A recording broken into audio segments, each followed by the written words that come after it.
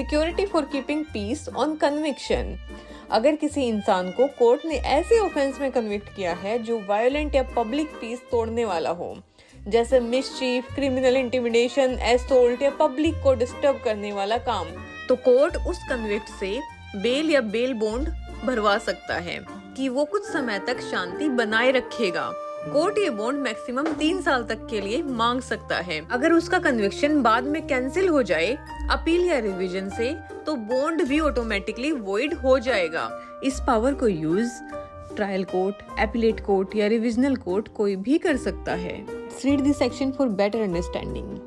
Section 125 security for keeping peace on conviction. Clause 1 When a court of session or court of magistrate of first class convicts a person of any of the offences specified in subsection 2 or of abetting any such offence and is of opinion that it is necessary to take security from such person for keeping the peace, the court may, at the time of passing the sentence on such person, order him to execute a bond or bail bond for keeping the peace for such period, not exceeding 3 years, as thinks fit।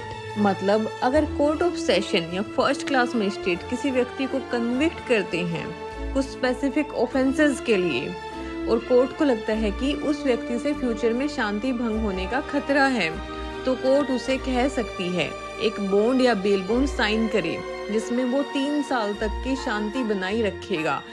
Simple language में अगर किसी का crime serious है, violent है, तो court उसे कह सकती है तुम अब 3 साल तक शांति रखो वरना लीगल एक्शन होगा।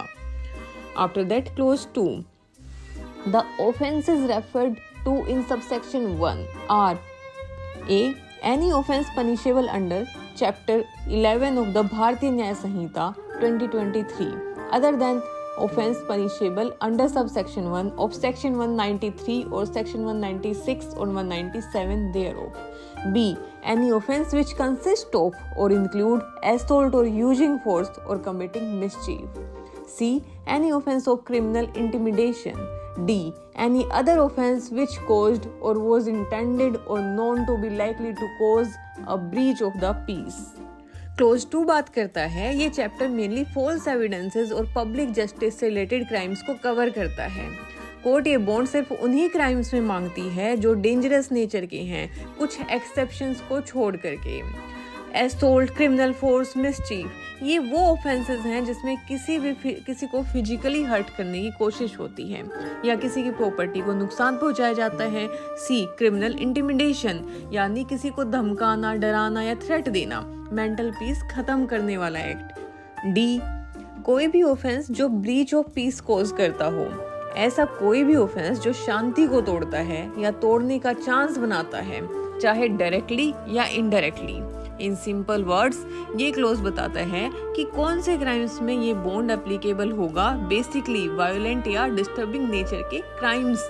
After that close 3 If the conviction is set aside on appeal or otherwise, the bond or bail bond so executed shall become void।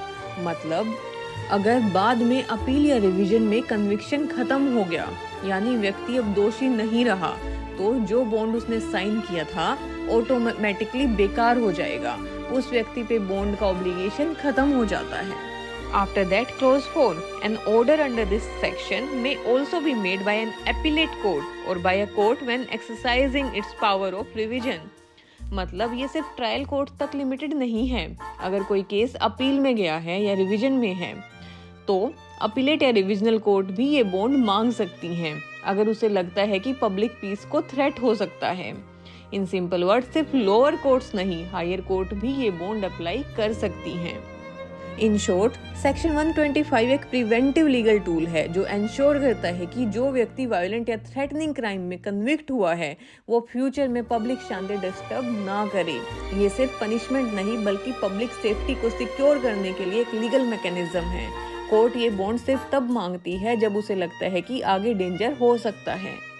If you found this video helpful, don't forget to like, subscribe and share. Your support helps us create more free legal content. Drop your questions in the comments below. We love hearing from you.